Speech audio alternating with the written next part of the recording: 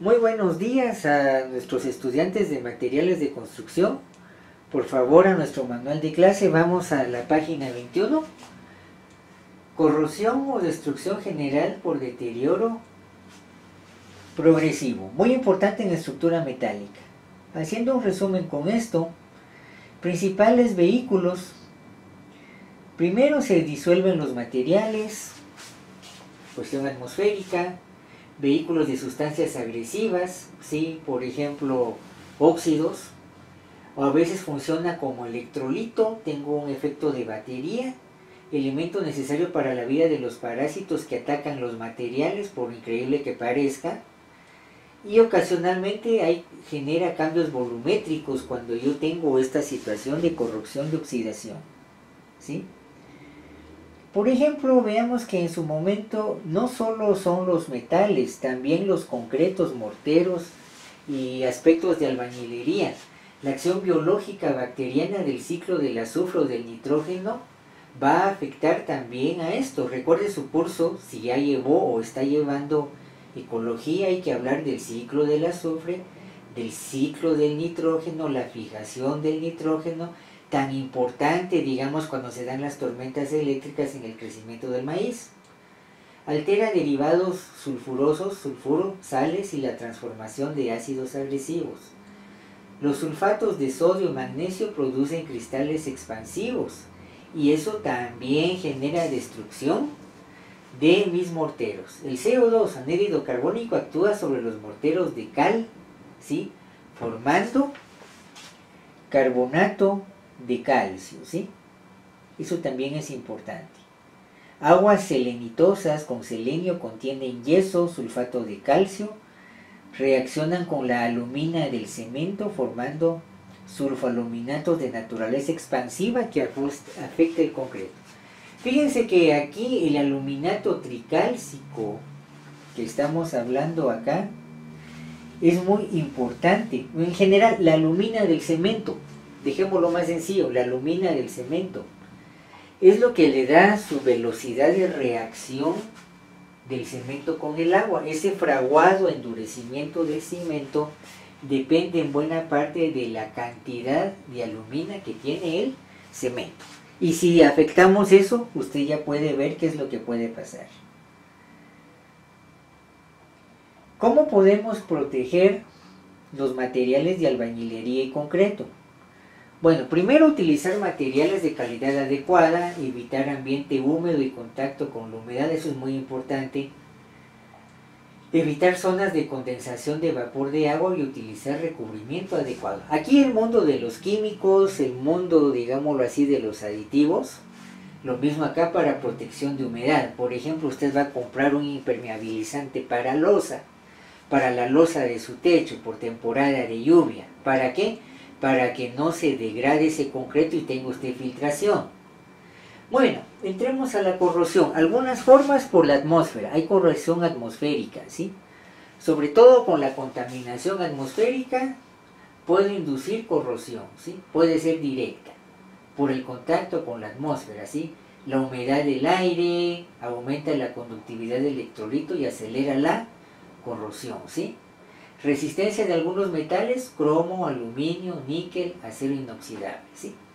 Otra, la subterránea, sobre todo cimentación y acero. Veamos, ese detalle es importante. Llamada corrosión del suelo. Propiedades corrosivas dependen de la acidez del suelo, aireación, conductividad, salinidad y humedad. Acidez o potencial de hidrógeno, pH. Sobre todo voy a construir en un suelo donde antes hubo, por ejemplo, cultivo de caña de azúcar o de algodón, cultivo extensivo, donde dicho terreno fue expuesto a una gran cantidad de fertilizante. La acidez es importante evaluarla ahí, si no quiero corroer eso, ¿sí? Los suelos saturados, la presencia de oxígeno es bajo, eso también es importante, tierras bajas que se saturan, ¿sí? Puede ocurrir ataque electroquímico por aireación diferencial en zonas de suelo de rellenos de zanja de tubería. Mucho cuidado, el drenaje, eso nos puede alterar. Por ejemplo, siempre en esta situación, en especial para maderas, la cuestión microbiológica, causada por microorganismos que son aeróbicos y anaeróbicos, ¿sí? ¿Qué es eso?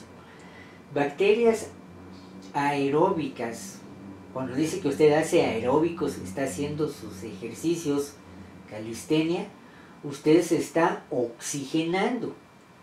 Microorganismos aeróbicos necesitan de oxígeno para poder vivir. Los anaeróbicos no necesariamente necesitan oxígeno. Otra cosa, menos oxígeno. Están los facultativos que funcionan con o sin oxígeno. Los más importantes, bacterias reductoras de sulfato, reductoras de azufre, reductoras de hierro, manganeso. Ese detalle es importante. Y a veces se forman películas microbiológicas. Bueno, por ejemplo, estas bacterias reductoras de sulfatos anaeróbicas pueden causar corrosión de hierro y acero. Fíjense que eso es importante. Requiere de sulfatos y otros nutrientes y un potencial de hidrógeno, acidez, entre 5 y 9, así como temperatura de 25 a 30 grados. El proceso consiste en la ionización del hierro en el agua con producción de iones de hidrógeno. La bacteria reduce los sulfatos a la forma H2S, la cual forma sulfuro de hierro. Entonces vea que aquí, entre lo químico, está ligado a lo microbiológico. Entonces puedo que aquí necesite recubrimientos, modificar ese potencial de hidrógeno, ¿sí? Por esa razón. Otro, digamos, corrientes parásitas. Cuando tengo elementos metálicos sumergidos o enterrados, formación de una batería, ¿sí? Este tipo de corrosión, la corriente no proviene del metal en sí, sino de la fuente externa que se filtra e induce algún circuito eléctrico cercano. Antiguamente esto era muy frecuente cuando a lo que quedaba expuesto del acero de mi columna le colocaba una antena para televisión. La unión del hierro galvanizado con el acero de construcción generaba corriente parásita y teníamos problemas de corrosión. Otras formas de corrosión puede ser, por ejemplo, corrosión uniforme, abarca uniformemente todo el área expuesta del metal, picadura, grietas, agujeros en la superficie metálica, intergranular, sobre todo el descascarado, acero trabajado en frío. Recuerden, hicimos un videito ahí, cuando usted dobla y se desprende el grano, punto de inicio de corrosión, o erosión, digamos, por lo que es la fricción con el viento, con los líquidos, con los gases. Muy bien, puede ser por esfuerzo, puede ser, digamos, porque en algún momento fatigo el material, tensión, ambiente corrosivo, puede ser selectiva o por tratamiento térmico. Fíjense que con eso ya tenemos algunos otros casos ahí. ¿Cómo puedo proteger contra la corrosión? Ya para ir terminando este tema, recubrimiento orgánico e inorgánico, que lo que se evita es evitar la penetración de aire, de humedad y otros medios que generan corrosión. Evitar pares galvánicos, ¿sí? ¿Se recuerda eso, la formación de la batería? Uso de piezas del mismo metal o metales que sean menos susceptibles a oxidarse.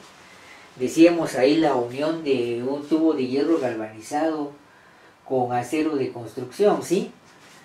Uno es más propenso a oxidar al otro, ¿sí? Y protección galvánica, por ejemplo, usar materiales anódicos protectores, ¿sí? Voy formando aquí el cierre de mi batería, ¿sí? Voy protegiendo, por ejemplo, el acero galvanizado, ¿sí? Puedo generar mi cátodo, mi ánodo para ir direccionando ese exceso de electrones, por decirlo así. Puedo hacer inhibidores de corrección, puedo utilizar productos químicos que vuelven inerte al medio corrosivo, pintura anticorrosiva, por ejemplo, tratamientos especiales, por ejemplo, un poco tratamiento térmico, ¿sí? Lo endurezco. y uso de aire acondicionado. Muy importante este detalle. En las aeronaves en la Segunda Guerra Mundial, algunas de estas pues sufrieron colapso estando volando que precisamente había problema de corrosión en la unión del fuselaje con las alas, imagínense usted. Mucho de esto se evitó utilizando aire acondicionado. Hacer circular el aire para evitar la formación de placas de corrosión y oxidación. Recuérdese que la palabra genérica es corrosión, y si la corrosión es por oxígeno, entonces hablamos de una oxidación. Muy bien, muchas gracias. Entonces seguimos avanzando con nuestro material.